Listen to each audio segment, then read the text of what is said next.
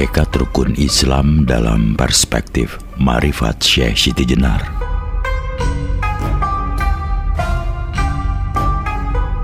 Terkadang pandangan bahwa dalam tasawuf atau ketika seseorang telah menjadi sufi, maka rukun Islam minimal sudah dipandang sebagai hal yang tidak begitu menentukan bagi proses keberagamannya. Apalagi ketika berbicara tentang sufisme Syekh Siti Jenar, biasanya orang langsung memberikan vonis bahwa dalam ajaran Syekh Siti Jenar syariat menjadi nihil.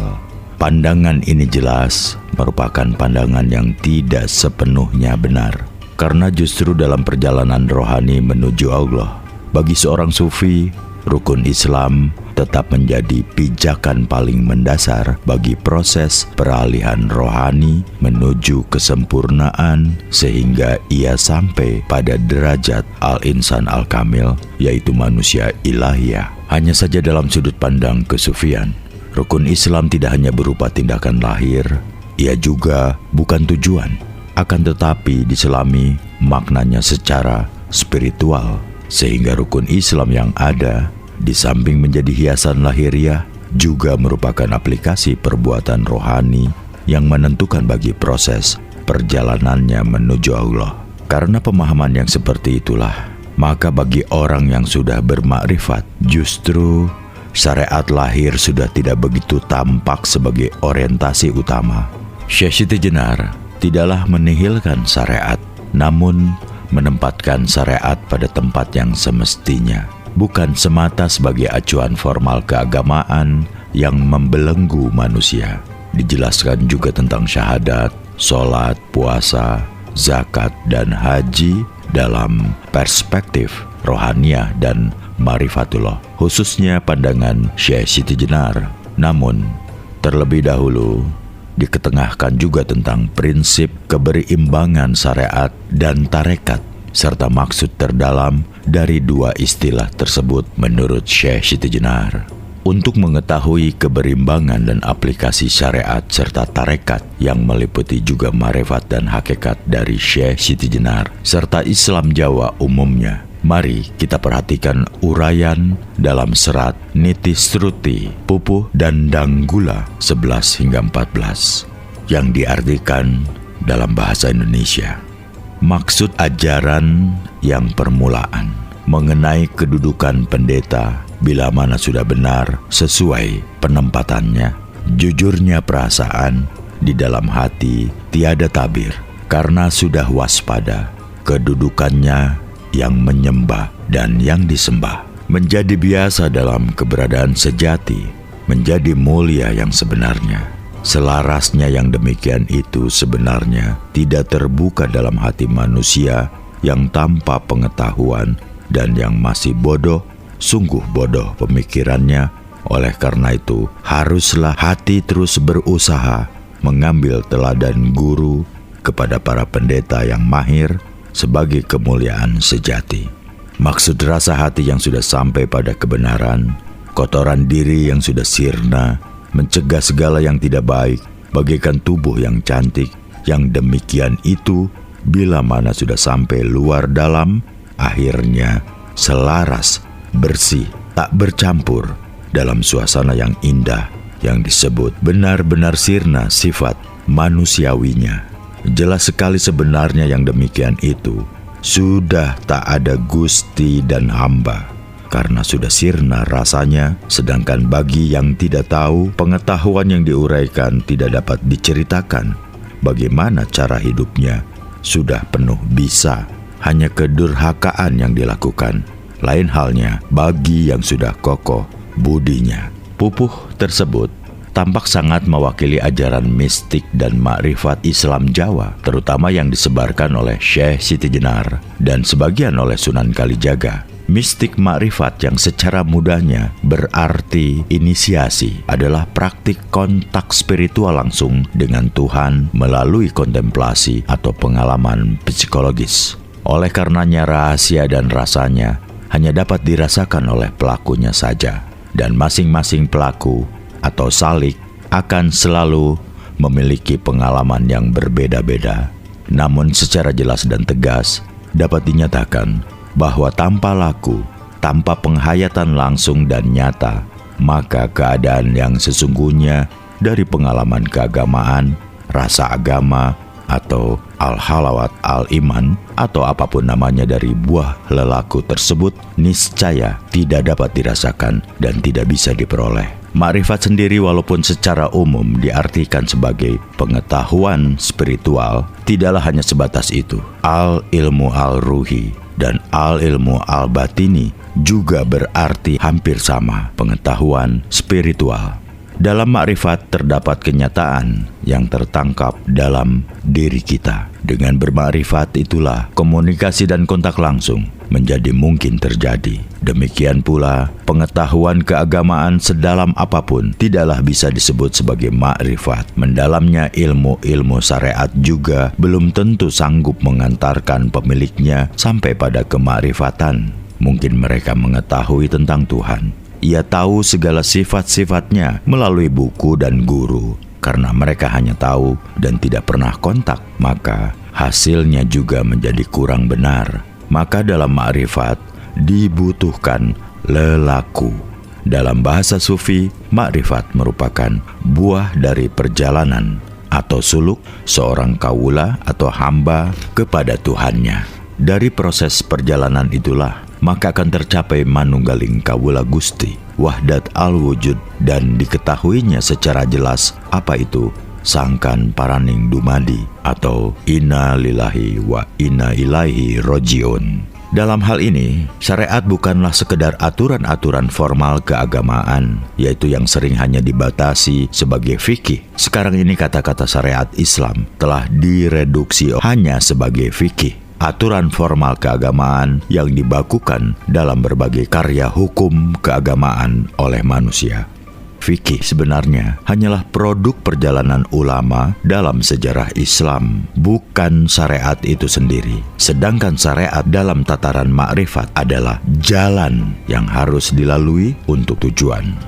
Menurut penuturan Al-Quran, apa yang disebut sebagai syariat Islam sebenarnya adalah kesaksian bahwa hanya ada satu Tuhan, Allah Ahad, berbuat adil kepada siapapun, memaafkan kesalahan orang, bersedekah, berbuat baik kepada orang tua dan sesama umat manusia, dan hamemayu ayuning bawana, memelihara kelestarian alam. Hal-hal inilah yang selalu menjadi pesan Tuhan terhadap khalifahnya, yaitu insan kamil, yaitu mereka yang telah sanggup bermakrifat, bermusahadah terhadap Tuhannya. Adapun cara untuk menempuh laku syariat itu sebagai tarekat yang tentu juga terkait dengan masing-masing tempat, zaman, tradisi dan budaya yang berbeda. Praksisme keagamaan seperti inilah yang pernah diusung oleh Syekh Siti Jenar pada abad ke-15 yang lalu. Dalam hal ini, nampak bahwa syariat baru menjadi berarti setelah dilalui melalui proses tirakat atau lelakon. Dalam melakukan hal tersebut, maka yang pertama kali harus diperhatikan adalah upaya untuk melongok ke dalam diri sendiri atau introspeksi. Dalam hal inilah diperlukan adanya laku untuk mengendalikan hawa nafsu. Tahapan utama untuk ini adalah kalwat, tahanuj atau meditasi, menempuh laku heneng dan hening. Jika proses ini berhasil, maka akan mengantarkan pelakunya untuk mendapatkan apa yang disebut sebagai wahyu atau ilham, inspirasi spiritual, dan sebagainya. Dari wahyu yang diperoleh, maka akan melahirkan berbagai pengetahuan baru dan perilaku-perilaku yang berasas pada keluhuran budi atau amal, sebagai buah bermusahadah atau menyaksikan dan berkontak langsung dengan Allah atau buah iman. Dengan demikian, maka kita berjalan menuju kepadanya, kita menyatu dengannya, dan kita telah membangun sikap hidup manunggaling kawula Gusti. Banyak orang yang salah paham dengan konsep manunggal tersebut. Sering manunggal diartikan sebagai menyatunya badan fisik dengan zat Tuhan. Ini merupakan kesalahan yang fatal. Zat Tuhan selalu meliputi makhluknya. Sehingga zat manusia tidak mungkin bisa dipisahkan dari zat Tuhan. Antara ikan dan air tidak bisa dipisahkan, terutama ikannya. Ikan selalu hidup di dalam air. Demikian pula manusia dengan Tuhan. Tuhan selalu bersama manusia di mana saja berada. Wujud Allah adalah lahir dan batin, nyata dan gaib sekaligus, yang keduanya tidak bisa dipisahkan. Ketika kita melihat sisi Tuhan yang lahir, maka alam kasat mata inilah yang mewujud. Kemanapun kita memandang, senantiasa menghadap langsung kepada wajah Allah. Manunggal adalah menyatunya sifat, asma, dan af'al manusia dengan sifat, asma, dan af'al Allah, atau menyatunya kodrat dan irodat manusia dengan kodrat dan irodatnya Allah. Dan semua itu menunjukkan arti dari makna posisi manusia sebagai Khalifatullah. Untuk menjadi Khalifatullah dibutuhkan pengetahuan langsung apa yang menjadi kehendak dan ketetapannya. Tanpa itu, maka manusia hanya mempertuhankan dirinya sebagai budak hawa nafsu. Agar mampu menjadi Khalifatullah, di mana Khalifatullah hanya diemban oleh Al-Insan Al-Kamil, maka kita harus benar-benar berzikir, meditasi atau semedi, menyatukan pikiran, perasaan, nafas, dan bacaan zikirnya sendiri.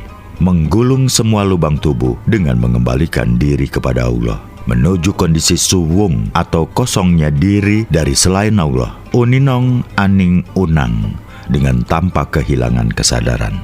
Saat zikir dengan ditopang oleh pernafasan yang benar, maka energi spiritual akan menebar ke seluruh tubuh, maka menjadi tenanglah hati. Ingat, hanya dengan zikrullah lah hati akan mencapai ketenangannya.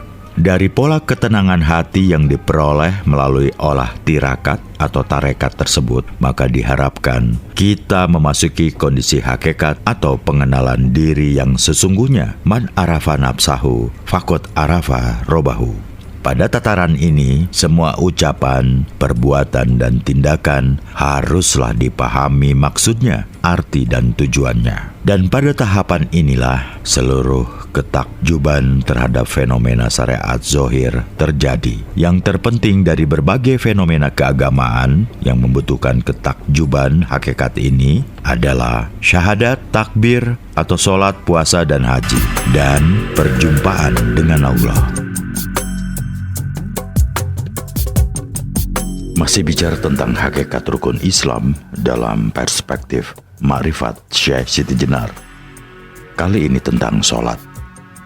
Peliharalah semua sholatmu dan sholat wusta. Berdirilah untuk Allah dalam sholat yang khusyuk. Ini adalah penegasan dari Allah tentang kewajiban dan keharusan memelihara dan menjaga sholat baik segi zohir maupun batin dengan titik tekan khusyuk, kondisi batin yang mantap. Secara lahir, sholat dilakukan dengan berdiri, membaca Al-Fatihah, sujud, duduk, dan sebagainya. Kesemuanya melibatkan keseluruhan anggota badan. Ini sholat jasmani dan fisikal. Karena semua gerakan badan berlaku dalam semua sholat, maka dalam ayat tersebut disebut sholawati atau segala sholat yang berarti jamak. Dan ini menjadi bagian pertama, yaitu bagian lahiriah. Bagian kedua adalah tentang sholat wusta. Yang dimaksud secara sofistik adalah sholat hati. Wusta dapat diartikan pertengahan atau tengah-tengah, karena hati terletak di tengah, yaitu di tengah diri. Maka dikatakan sholat wusta sebagai sholat hati. Tujuan sholat ini adalah untuk mendapatkan kedamaian dan ketentraman hati. Hati terletak di tengah-tengah, antara kiri dan kanan, antara depan dan belakang, atas dan bawah, serta antara baik dan jahat. Hati menjadi titik tengah, poin pertimbangan. Hati juga diibaratkan berada di antara dua jari Allah, di mana Allah membolak-balikannya kemana saja yang Ia kehendaki. Maksud dari dua jari Allah adalah dua sifat Allah, yaitu sifat yang menghukum dan mengazab dengan sifat yang indah, yang kasih sayang, dan yang lemah lembut. Salat dan ibadah yang sebenarnya adalah salat serta ibadahnya hati. Kondisi khusyuk menghadapi kehidupan. Bila hati lalai dan tidak khusyuk, maka jasmaniahnya akan berantakan. Sehingga kalau ini terjadi, kedamaian yang didambakan akan hancur pula. Apalagi sholat jasmani hanya bisa dicapai dengan hati yang khusyuk. Kalau hati tidak khusyuk, serta tidak dapat konsentrasi pada arah yang dituju dari sholat, maka hal itu tidak bisa disebut sholat. Juga tidak akan dapat dipahami apa yang diucapkan. Dan tentu apapun yang dilakukan dengan bacaan dan gerakannya tidak akan bisa mengantarkan sampai kepada Allah. Urgensi kehusuan itu berhubungan dengan inti sholat sebagai doa. Doa atau munajat bukan sekedar permintaan hamba kepada Allah, akan tetapi berarti juga sebagai arena pertemuan. Dan tempat pertemuan itu adalah di dalam hati. Maka jika hati tertutup di dalam sholat, tidak peduli akan makna rohani sholat, sholat yang dilakukan tersebut tidak akan memberikan manfaat apapun.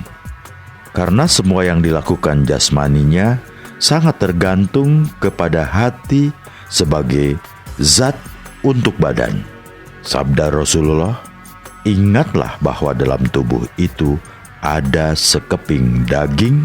Apabila daging itu baik, baiklah seluruh tubuh itu.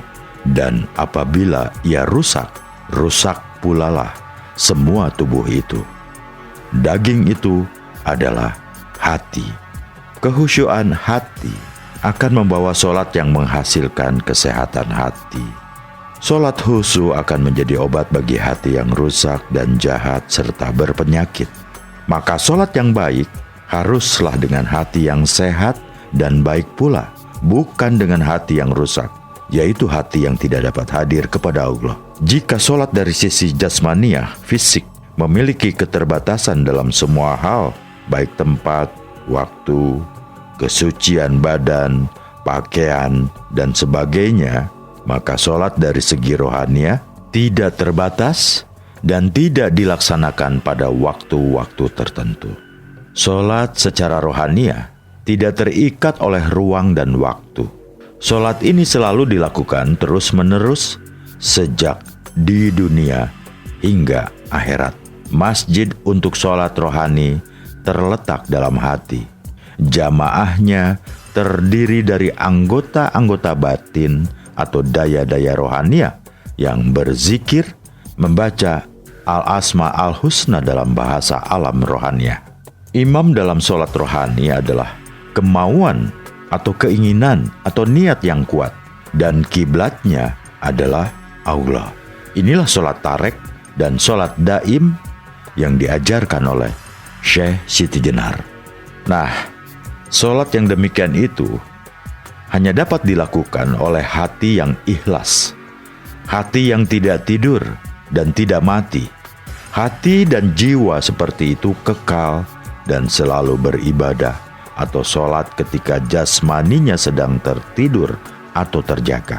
Ibadah hati dilakukan sepanjang hayat, dan sepanjang hayatnya adalah untuk beribadah. Inilah ibadah orang yang sudah mencapai ma'rifatullah, tempat penyucian tertinggi.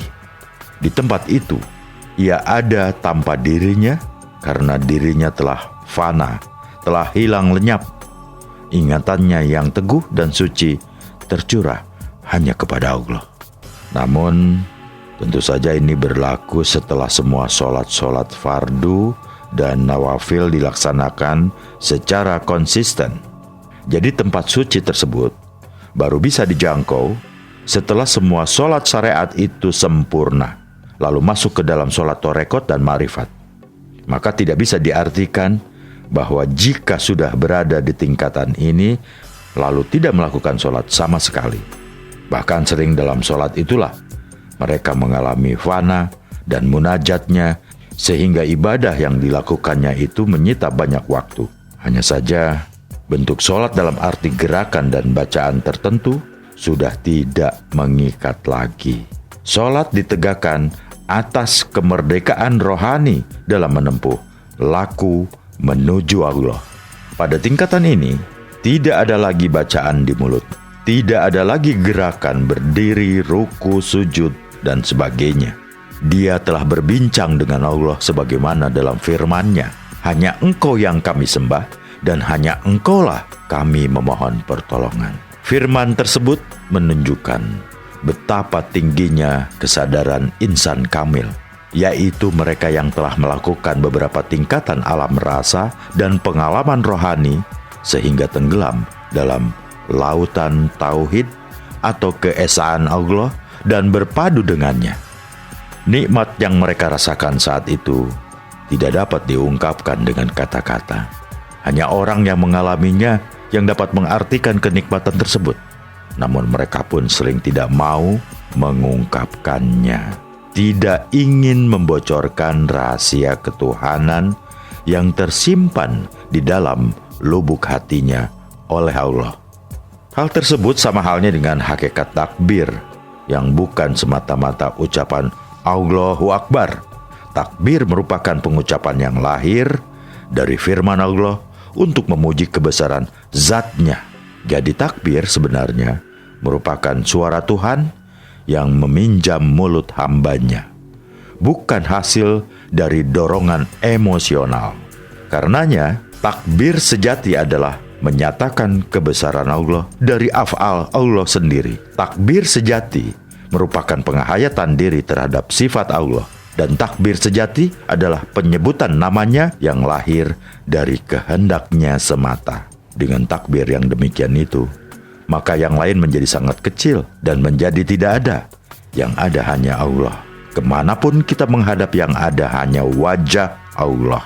Maka setelah berpadu ibadah lahir dan batin secara harmonis, sempurnalah ibadah seseorang. Hati dan roh seperti yang tergambar itu membawanya masuk ke hadirat Allah. Hatinya berpadu mesra dengan Allah.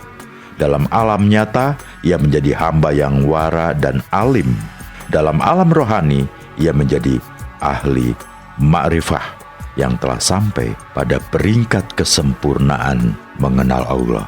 Inilah makna bahwa sholat adalah perjalanan menuju Allah. Hasilnya adalah bahwa sholat yang dilaksanakan mencegah perilaku yang keji dan munkar. Sebaliknya menghasilkan kehalusan dan kemuliaan budi dan perilaku.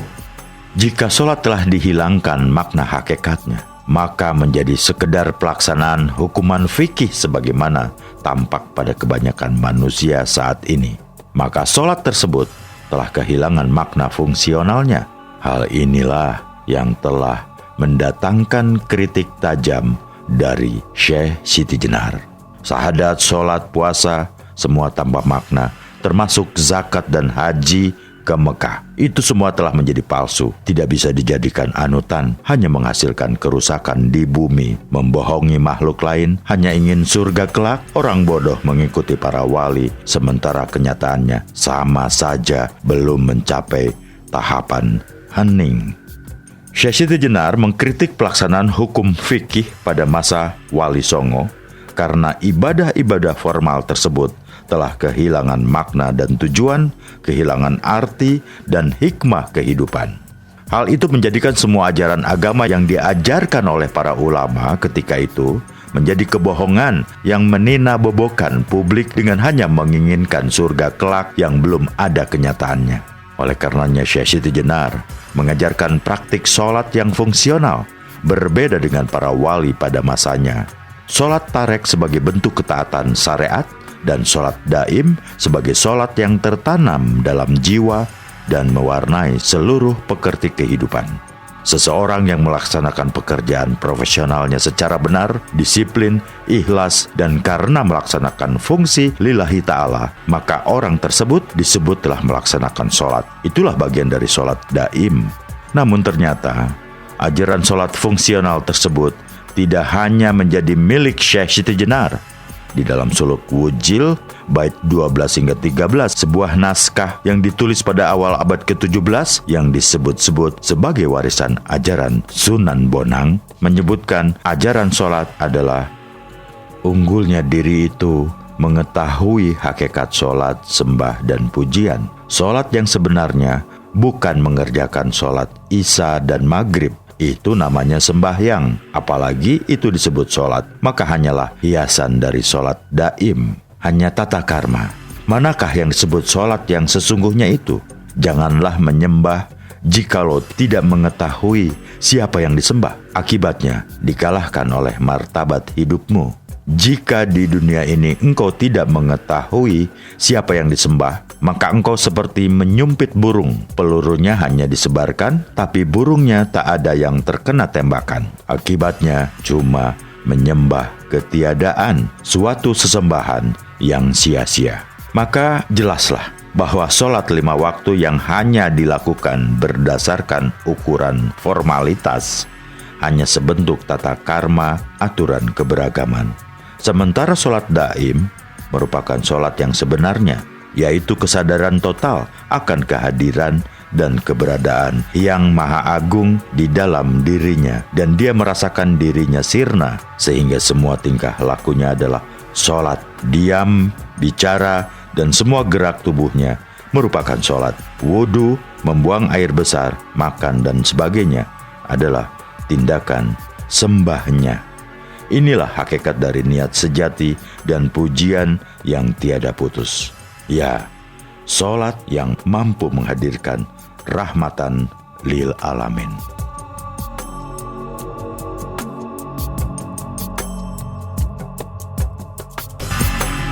Masih berbicara tentang hakikat rukun Islam dalam perspektif Ma'rifat Syekh Siti Jenar. Kali ini tentang puasa. Puasa dalam ketentuan syariat adalah menahan diri dari makan, minum, dan bersetubuh sejak masuk subuh hingga masuk waktu maghrib. Sedangkan puasa dari segi rohani bermakna membersihkan semua panca indera dan pikiran dari hal-hal yang haram, selain menahan diri dari perkara-perkara yang membatalkannya yang telah ditetapkan dalam puasa syariat. Dalam puasa harus diusahakan keduanya berpadu secara harmonis. Puasa dari segi rohani akan batal bila niat dan tujuannya tergelincir kepada sesuatu yang haram, walau hanya sedikit. Puasa syariat berkaitan dengan waktu, tetapi puasa rohani tidak pernah mengenal waktu, terus-menerus dan berlangsung sepanjang hayat di dunia dan di akhirat. Inilah puasa yang hakiki, seperti yang dikenal oleh orang yang hati dan jiwanya bersih. Puasa adalah pembersihan di atas pembersihan. Puasa tidak bermakna kalau tidak membawa pelakunya kepada kedekatan terhadap Allah. Orang awam akan cepat berbuka begitu waktu buka tiba. Tetapi orang yang rohaninya ikut berpuasa tidak akan pernah berhenti berpuasa secara rohani, walaupun secara fisik ia juga berbuka sebagaimana orang lain. Jika orang awam merasakan kebahagiaan berpuasa pada saat berbuka dan pada saat melihat datangnya bulan Syawal setelah 1 bulan berpuasa penuh, maka lain bagi orang yang arif, orang yang telah bermakrifat lebih mengutamakan dimensi spiritual. Ia akan menganggap kenikmatan berbuka adalah pada waktu kelak ia memasuki taman surga dan menikmati segala hal di dalamnya. Sedangkan maksud kenikmatan ketika melihat adalah kenikmatan yang diperoleh bila mereka dapat melihat Allah dengan mata hati sebagai salah satu efek dari puasanya. Namun masih ada jenis puasa yang lebih tinggi, yaitu puasa hakiki atau puasa yang sebenarnya. Puasa ini memiliki martabat yang lebih bagus dari kedua puasa itu. Puasa ini adalah puasa dengan menahan hati dari menyembah, memuji, memuja, dan mencari yang goirullah atau yang selain Allah. Puasa ini dilakukan dengan cara menahan mata hati dari memandang gairullah, baik yang lahir maupun yang batin. Namun, walau seseorang telah sampai kepada tahapan puasa hakiki, puasa wajib tetap dibutuhkan sebagai aplikasi syariatnya dan sebagai cara serta sarana menggapai kesehatan fisik. Sebaliknya, jika puasa hanya memenuhi ketentuan syariat, maka iku palson kabeh, hanya sebentuk kebohongan beragama semata. Puasa merupakan tindakan rohani untuk mereduksi watak-watak kezoliman, ketidakadilan, egoisme, dan keinginan yang hanya untuk dirinya sendiri. Inilah yang diajarkan Syekh Siti Jenar. Buahnya adalah kejujuran terhadap diri sendiri, orang lain, dan kejujuran di hadapan Tuhan tentang kenyataan dan eksistensi dirinya. Dalam puasa hakiki, hati dibutakan dari pandangan terhadap goirullah dan tertuju hanya kepada Allah serta cinta kepadanya. Dengan puasa hakiki inilah esensi penciptaan akan terkuak. Manusia adalah rahasia Allah dan Allah rahasia bagi manusia. Rahasia itu berupa nur Allah.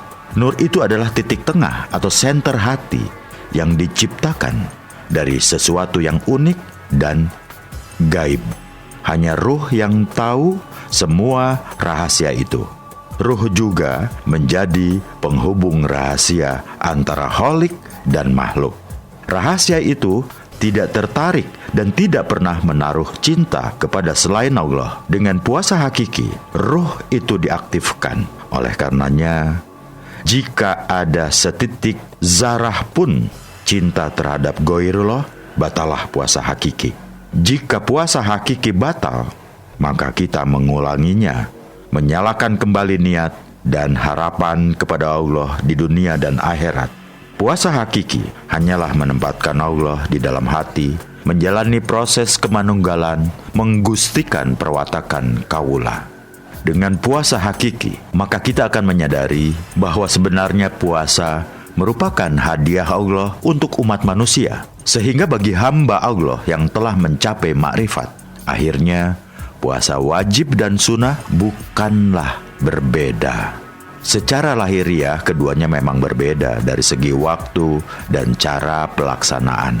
Akan tetapi, secara batiniah, esensi kedua jenis puasa itu tidak berbeda. Dengan berpuasa secara hakiki, tidak ada sekat wajib atau sunnah lagi. Yang ada adalah menikmati hadiah dari Allah bagi rohani kita. Sehingga dengan pemahaman dan pelaksanaan puasa yang seperti itu, maka akhirnya puasa tersebut akan mampu menjadi katalisator bagi hawa nafsu kita. Dan hati akan semakin berkilau oleh bilasan nurullah. Ia akan menjadi motor penggerak bagi ruh al-idafi. Sebagai efek kebeningan hatinya yang dengan itulah seluruh kehidupan akan ditunjukkan menuju ke arah al-haq ilahi robi. Bagi Syekh Siti Jenar, puasa hakiki akan melahirkan watak manusia yang pengasih, mengantarkan kesadaran untuk selalu ikut berperan, mengangkat harkat dan derajat kemanusiaan, berperan aktif memerangi kemiskinan, dan selalu menyertai sesama manusia yang berada dalam penderitaan. Puasa hakiki adalah kesadaran batin untuk menjadikan hawa nafsu sebagai hal yang harus dikalahkan dan kezoliman sebagai hal yang harus ditundukkan. Oleh Syekh Siti Jenar, puasa secara lahir disubstitusikan dengan kemampuan untuk melaparkan diri. Bukan sekedar mengatur ulang pola makan di bulan Ramadan, tetapi mampu ngelakoni weteng kudu luwe, membiasakan diri lapar, bukan membiarkan kelaparan, sehingga terciptalah sistem masyarakat yang terkendali hawa nafsunya. Dan tentu saja, Syekh Siti Jenar tidak memaknai kudu luwe sebagai alasan lembeknya manusia secara fisik. Hal tersebut harus dikontekstualisasikan dengan kecukupan gizi yang harus terpenuhi bagi aktivitas fisik.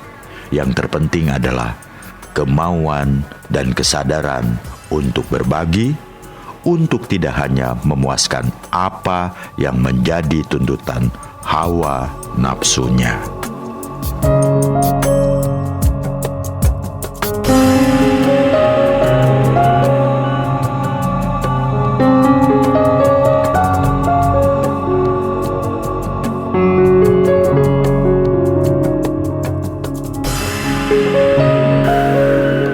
Masih berbicara tentang hakikat rukun Islam dalam perspektif Ma'rifat Syekh Siti Jenar. Kali ini tentang zakat. Zakat terbagi menjadi dua jenis. Pertama, zakat yang ditentukan oleh syariat agama. Kedua, zakat menurut pandangan ahli torekoh atau zakat hakikat. Zakat yang ditentukan oleh syariat ialah zakat yang dikeluarkan untuk harta kekayaan yang diperoleh secara halal di dunia, yang berasal dari kelebihan harta dalam keluarga dan dibagikan kepada mereka yang memerlukan, dan asnaf-asnaf zakat. Dan yang berhak menerimanya adalah para fakir miskin dan orang terlantar lainnya. Zakat dari sudut pandang torekoh ialah sebagian dari harta rohani yang diperoleh seseorang dan dibagikan kepada mereka yang memerlukannya, yaitu fakir miskin dalam bidang rohani. Zakat jenis ini akan melahirkan perwatakan untuk selalu memberikan sebagian dari semua hasilnya untuk selalu diberikan orang lain, menolong mereka yang kelaparan, memberdayakan mereka yang menderita kemiskinan. Apa saja yang diberikan dengan tujuan untuk berzakat, pada hakikatnya terlebih dahulu jatuh di tangan Allah sebelum zakat itu sampai ke tangan penerimanya. Karena itu, sebenarnya zakat diperintahkan kepada kita karena Allah sendiri adalah Maha Pemberi segala keperluan. Namun rahasia terdalamnya adalah agar menjadikan niat pemberi zakat untuk diterima Allah. Adapun mereka yang dekat dengan Allah membagi-bagikan ganjaran rohaninya, hasil ibadah, dan amal solehnya dengan niat untuk menghadiahkan pahala amalan salehnya kepada orang-orang lain yang derajat rohaninya berada di bawahnya, dan untuk orang yang berdosa. Dengan demikian Allah dengan rahmatnya mengampuni dosa-dosa hambanya yang berdosa dari hasil pembagian sebagian pahala dan ganjaran yang diperoleh hamba-hambanya yang soleh. Ini bentuk lain dari zakat secara rohani. Tegasnya, orang sufi dalam kategori ini sangat merahmati orang awam yang lalai dan menyia-nyiakan dirinya. Amalan mereka kurang, malah dosanya makin bertambah. Orang seperti ini berada dalam bahaya rohani yang besar. Karena itu, orang sufi menaruh iba kepada mereka, sehingga semua amalan baik dan bukti yang dikerjakannya tidak bertujuan untuk meraih semua pahalanya untuk orang-orang yang lalai dan berdosa tersebut. Orang awam kebanyakan miskin rohani, sehingga tidak memiliki bahan yang diperlukan sebagai benteng dari azab akhirat. Karena itulah mereka dizakati dari amalan-amalan yang dibuat orang-orang soleh agar timbangan kebaikannya kelak menjadi berat. Zakat harta, bahkan zakat rohaninya itu adalah sebagai bentuk keinginan para sufi atas kecintaan Allah, keridhaan rahmat, belas kasih, ampunan, perlindungan, perhatian, kedekatan, dan duduk bersamanya untuk mengecap cahayanya, dan akhirnya ia melihat wajahnya. Itulah puncak karunia Allah. Kerinduan orang sufi adalah memberi, bukan meminta atau mengambil. Syekh Siti Jenar memberikan makna aplikatif zakat sebagai sikap menolong orang lain dari penderitaan dan kekurangan, menolong orang lain agar dapat hidup, menikmati hidup, sekaligus mampu bereksis menjalani kehidupan. Syekh Siti Jenar sendiri bertani yang merupakan pekerjaan favorit pada masa hidupnya. Namun, tidak semua masyarakat petani berhasil hidupnya, sebagaimana pula tidak selalu berhasil baik dari panennya. Yang tidak berhasil panennya tentu mengalami kekurangan, bahkan kelaparan. Syekh Siti Jenar selalu membantu mereka yang kurang berhasil tadi dengan memberikan sebagian hasil panennya dari tanahnya yang luas kepada mereka itu. Inilah yang disebut sebagai zakat secara fungsional. Suka memberi adalah sifatnya, dan dia senang melihat hambanya mencontoh sifat suka memberi yang menjadi sifatnya itu. Perbendaharaan Tuhan tidak akan kosong. Dan bila Allah memberi, dia akan memberi dengan tangannya yang terbuka. Dalam Quran surat Al-An'am disebutkan, barang siapa yang datang membawa amal yang baik, maka ia akan mendapat pahala sebanyak 10 kali lipat dari kita. Dan barang siapa yang datang membawa perbuatan yang jahat, dia tidak dapat mendapatkan balasannya, melainkan yang seimbang dengan kejahatannya, sedangkan mereka sedikit pun tidak dianiaya. Sebagaimana makna katanya, zakat memiliki kegunaan sebagai arena pembersihan harta dan jiwa, terutama membersihkan dari keegoan, sehingga tujuan zakat rohani menjadi tercapai. Quran surat Al-Hadid menyebutkan, siapakah yang mau meminjamkan kepada Allah pinjaman yang baik, maka Allah akan melipat gandakan balasan pinjaman itu untuknya. Dia akan mendapatkan pahala yang banyak. Inilah hakikat pahala zakat, baik jasmani maupun rohani. Sehingga terhadap harta pinjaman dan titipan dari Allah, kita melakukan penyucian diri dengan mengeluarkan zakat, bersedekah, serta berbuat amal jariah. Dalam hal inilah, patokan kita bukan sekedar patokan minimal 2,5%, namun bisa lebih dari itu. Bahkan para sufi terkadang berzakat 100% dari seluruh harta yang diterimanya. Selain itu, membersihkan dari daki-daki dunia, ia juga memanjangkan umur dan menyelamatkan diri dari siksa sengsara akhirat. Betapa beruntungnya para pemilik harta yang menyedekahkan hartanya, sehingga ia mendapatkan ganjaran yang tidak dapat ditebus dengan uang nantinya. Seperti yang disampaikan sabda Nabi, mereka yang menyedekahkan hartanya kepada orang lain, hartanya tidak akan berkurang, bahkan harta itu akan bertambah dan bertambah. Jadi, pemahaman sufi atas harta semakin jelas. Harta dan semua yang ada adalah milik Tuhan. Manusia diberi limpahannya agar digunakan sebagai alat bagi perjalanan rohaninya menuju Tuhan. Quran surat Al-Imran juga menyebutkan, kamu tidak akan sampai kepada ketaatan yang sempurna sebelum kamu menafkahkan sebagian harta yang kamu cintai, dan apa saja yang kamu nafkahkan itu, maka sesungguhnya Allah mengetahuinya. Zakat bagi para sufi merupakan langkah untuk memberikan kado atau hadiah terindah untuk Tuhan, sekaligus untuk manusia, dengan disertai kebersihan niat, jiwa, dan kesucian hati. Tegasnya, sebagaimana dikemukakan Syekh Siti Jenar, zakat adalah kesediaan untuk menolong manusia yang kekurangan, baik harta fisik maupun harta rohani, sehingga mereka terhindar dari kemiskinan, kekurangan, dan kelaparan fisik maupun spiritual.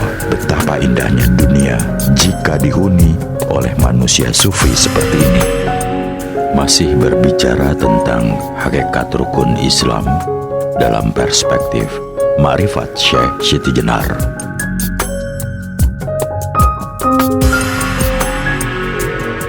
Kali ini akan berbicara tentang pandangan Syekh Siti Jenar tentang haji. Kata haji secara harfiah disebut dalam Al-Quran sebanyak 9 kali. Adanya di Quran surat Al-Baqarah, Ali Imran, Al-Maidah, Al-Taubah, serta Al-Hajj. Dari 9 ayat tersebut, 4 ayat berkaitan dengan konsep fikih atau aturan formal pelaksanaan ibadah haji. Quran surat Al-Baqarah, Quran surat Ali Imran, serta Quran surat Al-Taubah. Sedangkan 5 ayat yang lain beserta rangkaiannya lebih banyak menyentuh aspek spiritualitas dan moral dari ibadah haji. Hal ini mengindikasikan bahwa mabrurnya ibadah haji seseorang lebih banyak ditentukan pada proses revolusi rohani atau jiwanya yang berupa amal soleh dan akhlak sepulang dari ibadah haji. Memahami makna ibadah haji seperti itu tentu juga membutuhkan pemahaman secara khusus sejarah Nabi Ibrahim dan ajarannya, karena praktik-praktik ritual ibadah haji selalu dikaitkan dengan pengalaman yang beliau alami beserta keluarganya. Ibrahim alaihissalam dikenal sebagai bapak para nabi, juga bapak monoteisme, serta proklamator keadilan ilahi. Kepada beliaulah agama-agama samawi terbesar selama ini merujuk. Gelar-gelar tersebut diberikan karena penemuan Ibrahim dalam membina keyakinannya melalui pencaharian dan pengalaman-pengalaman kerohanian yang dilaluinya. Dalam hal ini secara agamis atau Qur'ani terbukti bukan hanya dalam penemuannya tentang keesaan Tuhan sebagaimana diuraikan dalam Quran surat Al-An'am, tetapi juga dalam keyakinan tentang hari kebangkitan. Menarik untuk diketahui bahwa beliaulah satu-satunya nabi yang disebut Al-Quran meminta pada Tuhan untuk diperlihatkan bagaimana caranya menghidupkan yang mati. Dan permintaan beliau itu dikabulkan Tuhan, seperti tercantum dalam Quran surat Al-Baqarah. Maka wajar jika kemudian beliau dijadikan sebagai teladan seluruh manusia. Keteladanan tersebut antara lain diwujudkan dalam bentuk ibadah haji dengan berkunjung ke Mekah karena beliau beserta putranya Ismail yang telah membangun kembali pondasi Ka'bah. Dan beliau pula yang disuruh mengumandangkan seruan syariat haji. Keteladanan yang diwujudkan dalam bentuk-bentuk ibadah haji tersebut dalam praktik-praktik ritualnya pada jamaah haji, pada hakikatnya merupakan penegasan kembali pada setiap jamaah haji tentang keterikatannya dengan prinsip-prinsip keyakinan yang dianut Ibrahim, yang intinya adalah: pertama, pengakuan keesaan Tuhan serta penolakan terhadap segala bentuk kemusyrikan. Kedua, keyakinan tentang adanya neraca keadilan Tuhan dalam kehidupan ini yang puncaknya akan diperoleh setiap makhluk pada hari kebangkitan kelak. Dan yang ketiga, keyakinan tentang kemanusiaan yang bersifat universal. Tiada perbedaan dalam kemanusiaan seseorang dengan yang lainnya, betapapun terdapat perbedaan antara mereka dalam hal-hal lainnya. Berkaitan dengan nilai kemanusiaan haji, ibadah haji yang dikumandangkan Ibrahim sekitar 3.600 tahun yang lalu, sesudah beliau, praktik-praktiknya banyak mengalami perubahan. Namun kemudian diluruskan kembali oleh Nabi Muhammad. Salah satu hal yang diluruskan Nabi Muhammad adalah praktik ritual yang bertentangan dengan penghayatan nilai kemanusiaan universal haji. Allah melalui Quran surat Al-Baqarah menegur sekelompok manusia atau yang dikenal dengan nama Al-Humas yang merasa dirinya memiliki keistimewaan sehingga enggan bersatu dengan orang banyak dalam melakukan wukuf di Arafah, dan mereka melaksanakan wukufnya di Muzdalifah. Pemisahan diri yang dilatar belakangi perasaan superioritas ini dicegah oleh Al-Quran dalam ayat tersebut. Salah satu bukti yang jelas tentang keterkaitan ibadah haji dengan nilai-nilai kemanusiaan adalah isi khotbah Nabi Shallallahu Alaihi Wasallam pada Haji Wada, yang intinya menekankan persamaan, keharusan memelihara jiwa, harta, dan kehormatan orang lain, serta larangan melakukan penindasan atau pemerasan terhadap kaum lemah baik di bidang ekonomi, politik, maupun fisik. Nilai-nilai kemanusiaan secara universal itu juga dilambangkan dalam bentuk-bentuk praktik ritual, antara lain yang pertama, ibadah haji dimulai dengan niat sambil menanggalkan pakaian biasa dan mengenakan pakaian ihram.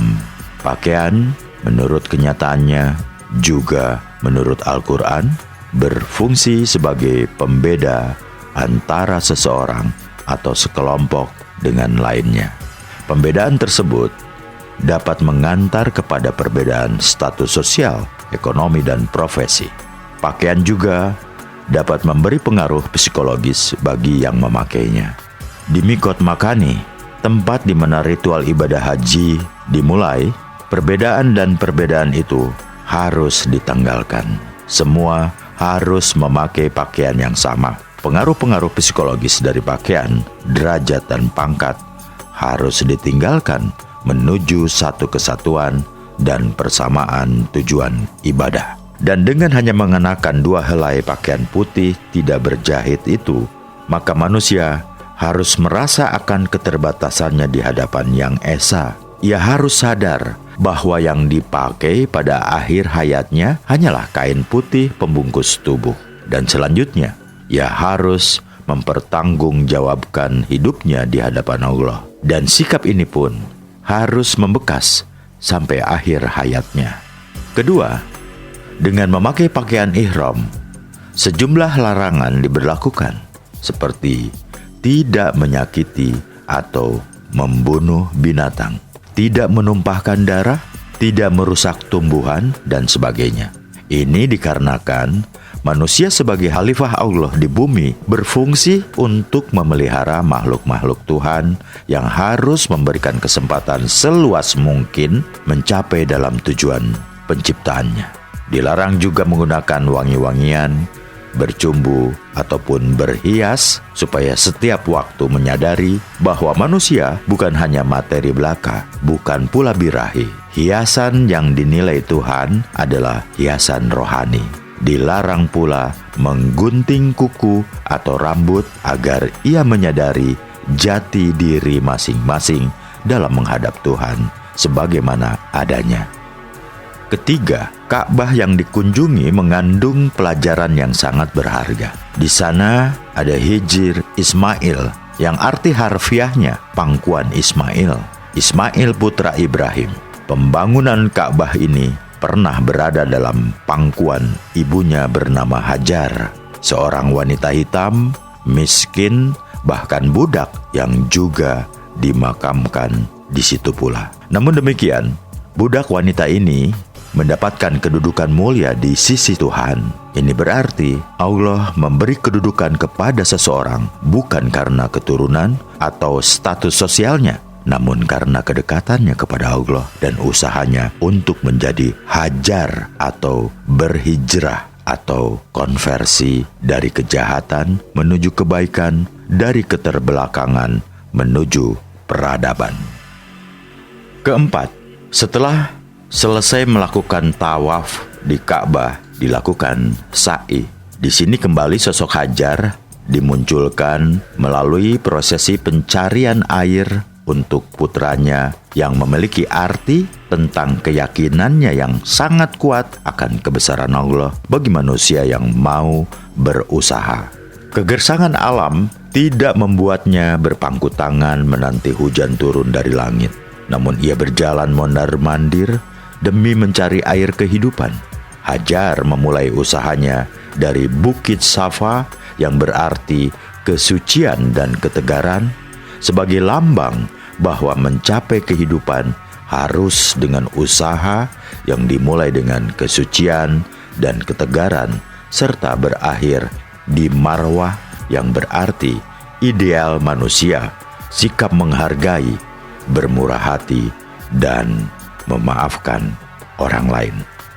Yang kelima, di Arafah, seluruh jamaah haji berkumpul melakukan wukuf atau berhenti sampai terbenamnya matahari. Di sanalah mereka seharusnya menemukan makrifat pengetahuan sejati tentang jati dirinya. akhir perjalanan hidupnya. Serta di sana pula ia harus menyadari langkah-langkahnya selama ini. Sebagaimana ia menyadari pula betapa besar dan agungnya Tuhan yang kepadanya bersimpuh seluruh makhluk, sebagaimana diperagakan miniatur di padang Arafah itu. Disinilah sikap taubat al-nasuha dituntut harus menjadi pegangan hidup. Keenam, dari Arafah, para jamaah menuju Muzdalifah untuk mengumpulkan batu senjata menghadapi musuh utama, yaitu setan. Kemudian melanjutkan perjalanan ke Mina, dan di sana para jamaah haji melampiaskan kebencian dan kemarahan mereka masing-masing terhadap musuh yang selama ini menjadi penyebab kegetiran hidup yang dialaminya. Maka kita harus selalu menyatakan sikap permusuhan terhadap sifat-sifat syaitoniah dengan jalan membuang jauh-jauh hawa nafsu kebejatan manusia untuk meraih kemuliaan derajat di sisi Allah. Sedangkan yang berkaitan dengan aplikasi haji mabrur, seperti yang sering disinggung bahwa haji mabrur harus memenuhi syarat-syarat lahiriah yang berupa aturan fikih atau terakumulasi dalam manasik dan praktik haji, serta aspek batin yang berupa penghayatan akan makna haji, serta terpenuhinya unsur kemanusiaan. Di samping itu, Al-Quran juga menandaskan bahwa kemabruran haji itu harus memenuhi 4 kriteria. Pertama, ia tidak lagi memiliki sifat-sifat rafats atau keji, fasik, dan tidak menyukai perbantahan yang membawa akibat permusuhan, lebih-lebih perpecahan umat. Ini disampaikan dalam Quran Surat Al-Baqarah. Kedua, memperbanyak seruan ilahi dalam konsep zikir dan doa. Ketiga, memperbanyak taubat pada Allah, terutama di padang Arafah. Dan bila sikap taubat ini hilang atau sepulang haji, maka ia dianggap sebagai orang yang berpaling dari Allah. Keempat, setelah selesai haji, ia harus tetap selalu mengingat kebesaran Allah dengan tidak hanya membanggakan pribadinya atau kebaikannya. Luruskan niat, jangan hanya mendapatkan kebahagiaan duniawi yang semu. Salah seorang intelektual sufi klasik asal Persia yang bernama Ali bin Utsman al-Hutswiri menggambarkan kemabruran haji seseorang dalam kitabnya Kasful Mahjub dengan mensyaratkan terdapat 2 makom Ibrahim dalam pribadi orang yang beribadah haji. Pertama, makom badannya yang di Mekah diwujudkan dengan pelaksanaan ritual haji, dan kedua, makom rohani yang berupa persahabatannya dengan Allah. Bila seseorang ingin mencari makom badani, ia harus menghilangkan semua nafsunya, mencegah keburukan, mengendalikan indera, hadir di Arafah, menuju Muzdalifah dan Masyar al-Haram, mengambil batu-batu, serta berkeliling Ka'bah, mengunjungi Mina 3 hari, melemparkan batu atau jumroh, bertahalul, serta berkurban. Setelah itu harus pula menggapai makom rohani, yaitu dengan menafikan segala kesenangan nafsu, mengucapkan selamat tinggal kepada kenikmatan dunia, tidak berpikir lain selain Allah karena pandangan terhadap dunia fenomenal terlarang, lalu harus tinggal di Arafahnya makrifat, pergi ke Muzdalifahnya persahabatan antar manusia. Dari sini hatinya mengelilingi Ka'bah, penyucian ilahi atau tanzih, dan melemparkan batu-batu hawa nafsu serta pikiran-pikiran kotor di minanya keimanan, mengkurbankan jiwa manusia di altar mujahadah, dan sampai pada makom kalat untuk meraih gelar kekasih Allah. Jika kita masuk pada makom badani, kita akan aman dari pedang dan musuh. Akan tetapi, jika masuk makom rohani, kita akan aman dari keterpisahan diri kita dari Tuhan beserta akibat-akibatnya. Sehubungan dengan evaluasi pasca haji, secara singkat dapat dikemukakan bahwa ibadah haji seseorang sudah mencapai taraf mabrur atau ibadah kurbannya diterima di sisi Allah apabila orang tersebut memiliki 9 sifat utama Nabi Ibrahim sebagaimana tercantum dalam Quran Surat Al-Anfal. Sifat-sifat tersebut adalah yang pertama, mencintai, selalu menegakkan tauhid dan ia menjadi pemukanya. Yang kedua, selalu tunduk dan patuh kepada Allah. Yang ketiga, memiliki sikap hati dan perbuatan yang lurus dengan mencintai yang hak. Di mana kata hak di sini mengacu pada konsep al-din al-haq yang mengandung 4 unsur, yaitu al-bir, kebaikan yang muncul dari keimanan, al-khair, kebaikan yang berupa amal perbuatan lahir dan tampak oleh orang lain untuk dicontoh, al-ma'ruf, kebaikan seseorang karena akhlak dan moralitasnya, serta al-sidik, kejujuran niat dan usahanya. Yang keempat, selalu menjauhi kemusyrikan baik lahir maupun batin. Yang kelima, selalu mensyukuri nikmat Allah.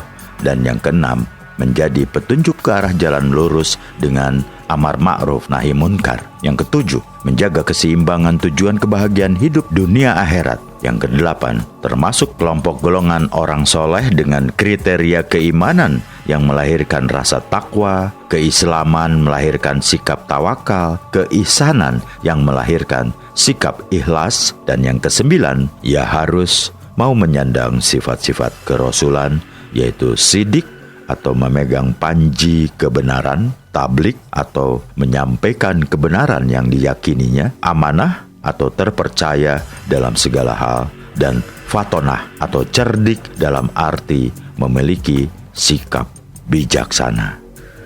Berkaitan dengan haji dalam perspektif Syekh Siti Jenar, haji menurut Islam Jawa yang sebagian merupakan warisan ajaran Syekh Siti Jenar tidak lain adalah olah spiritual. Karena kalau hanya sekedar mengunjungi Mekah dalam arti fisik bagi orang Islam Jawa, itu cukup dengan ngeraga sukma. Dalam arti, seseorang mampu pergi ke Mekah kapan saja dia mau.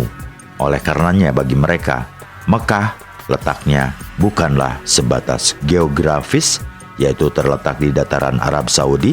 Bagi Muslim Jawa, Mekah berada di dalam spirit manusia yang tidak ditempuh dengan hanya menggunakan bekal rupiah atau dinar. Hal ini dapat ditinjau dari ungkapan dalam suluk wujil. Maulana Maghribi berkata demikian, "Baiklah engkau kembali, yang engkau cari tidak ada di Mekah. Mekah yang terletak di barat atau Nusa Jawa itu, Mekah Tiruan namanya. Batu yang dibuat sebagai tempat menghadap adalah buatan Nabi Ibrahim. Jika Nusa Jawa engkau tinggalkan, akan menjadi kafir. Tak ada orang yang tahu di mana Mekah yang sebenarnya. Meski ia harus berjalan dari kecil hingga tua, tak akan mencapai tujuan. Jika ada bekalnya sampai di Mekah dan menjadi wali, maka bekalnya sangat mahal. Sukar diperoleh, bukan rupiah maupun dinar bekal tersebut, tapi keberanian, kesanggupan mati, dan sabar serta ikhlas di dunia."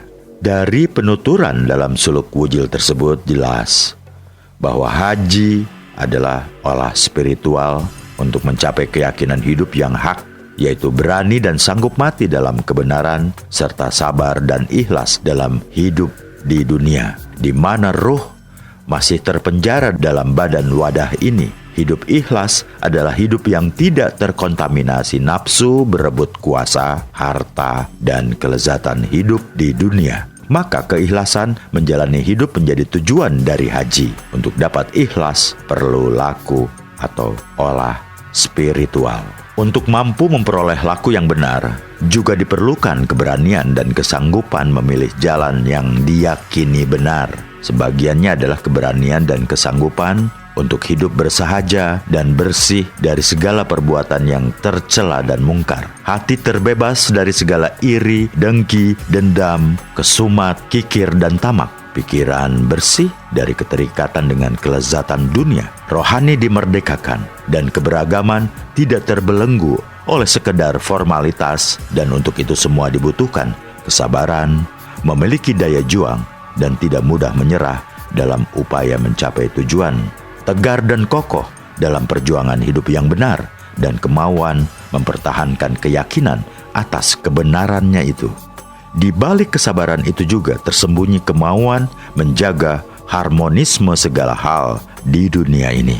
Tidak egois, tidak mau menang sendiri, tidak menyerobot hak orang lain, tidak mempermainkan kekuasaan, dan tidak melanggar hak-hak orang lain.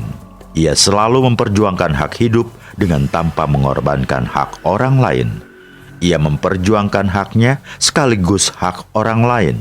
Semua itulah yang dalam haji dilambangkan dalam bentuk berbagai simbol, sebagaimana yang sudah sering dijelaskan. Muslim Jawa dalam beragama tidak hanya terikat pada simbol, sehingga termasuk Ka'bah misalnya yang berada di Mekah hanya disebut sebagai tiruan yang dibuat manusia. Ka'bah yang sesungguhnya tidak diketahui letaknya karena berada di alam spiritual. Ka'bah diri berada di kedalaman ceruk hati. Oleh karenanya kebenaran dan kejujuran tidak harus diburu di Mekah. Justru di Jawa juga menyediakan banyak ajaran spiritual yang jika ditinggalkan untuk memburu di Mekah malah membuat orang Jawa akan menjadi kafir, yaitu akan kehilangan kebijaksanaan tradisional dan spiritualitas dari kedalaman dirinya sendiri. Untuk menciptakan kesejahteraan, ketentraman, dan untuk mampu mendekati Tuhan, ternyata memang seharusnya tidak boleh meninggalkan kebijaksanaan yang berakar pada tradisi masing-masing hanya karena menjalani tradisi ritual dari bangsa lain.